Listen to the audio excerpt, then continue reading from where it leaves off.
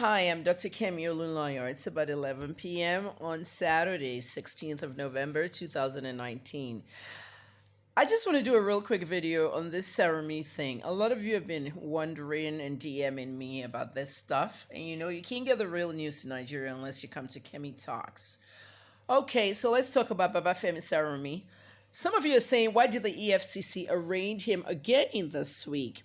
Well, let me just take you back if you don't know what happened. Now, 606 is his nickname because he owns 606 Entertainment, autos, and all kinds of stuff, he's a businessman. Well, what we heard basically was around November 2nd or the 1st, earlier this month, the EFCC arrested him. They arrested him last year. They keep arresting him, but they arrested him around early November, and they arraigned him.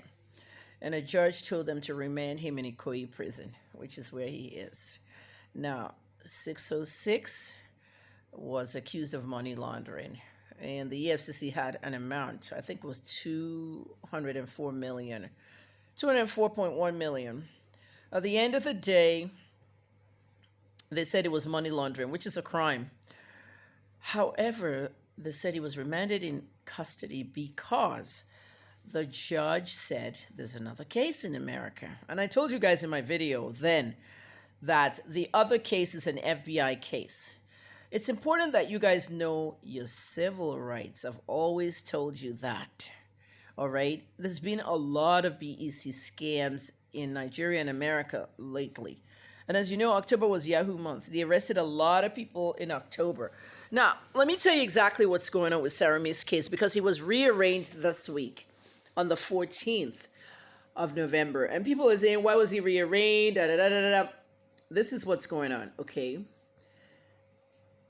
When they arrested him for money laundering, that was the crime. I told you clearly that a few people were arrested that particular week, starting with Mamfa. Mamfa is the money man. That's what he calls himself. The bureau de changer, okay? He changes all the money to Naira, from dollars to Naira, from whatever.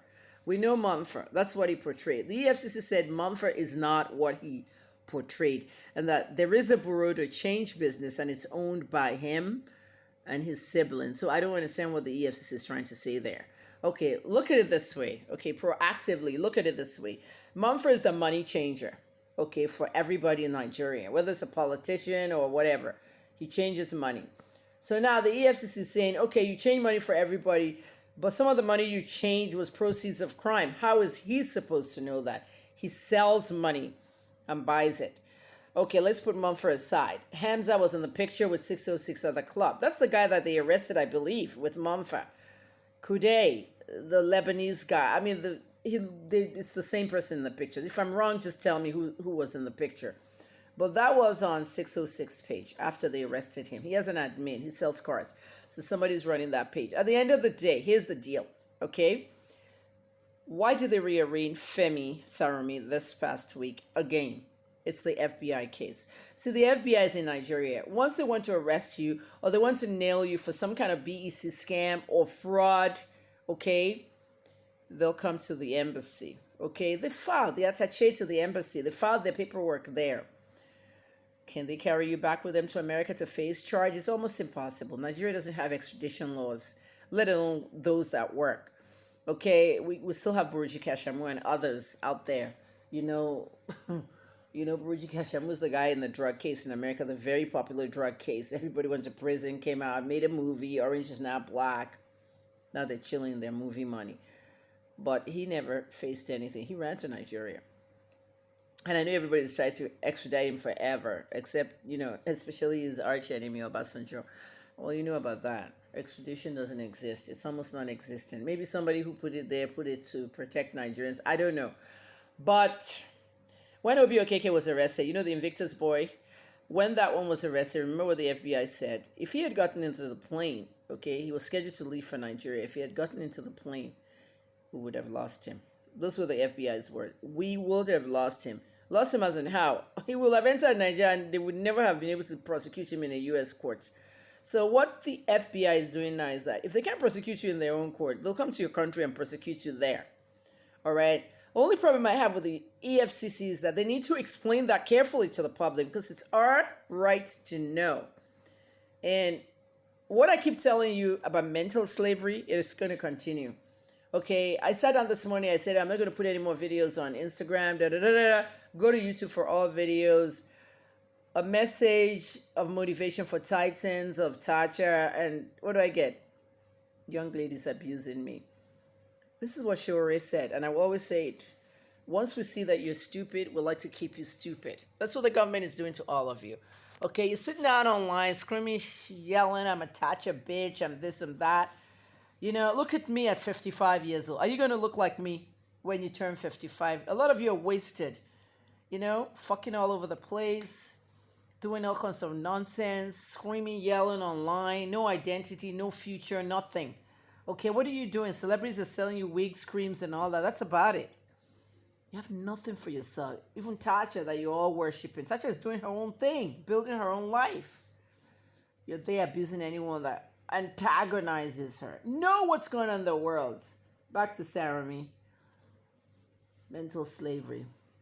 The EFCC has now rearranged him. For what? They didn't say. It's the same amount of money. If you look at it, why are you rearranging people? Why are you arraigning people twice? You're supposed to tell us, EFCC. The American case. Okay, the bottom line is the way I explained it to you guys. Sarumi is accused of BEC, email fraud, business scam, the same OKK stuff, $566,000. Okay, he changed it to Naira, 204.1 million. Somebody changed it for him, bank, Mumford, I don't know. But the money entered in Naira. Okay? And now the Americans want to recover that money and nail him and prosecute him. They got to do what they got to do. At the end of the day, this is what happens. When they rearrange you like that, I hope Sarumi has a good lawyer. Because when they rearrange you like that, they're going straight for that money.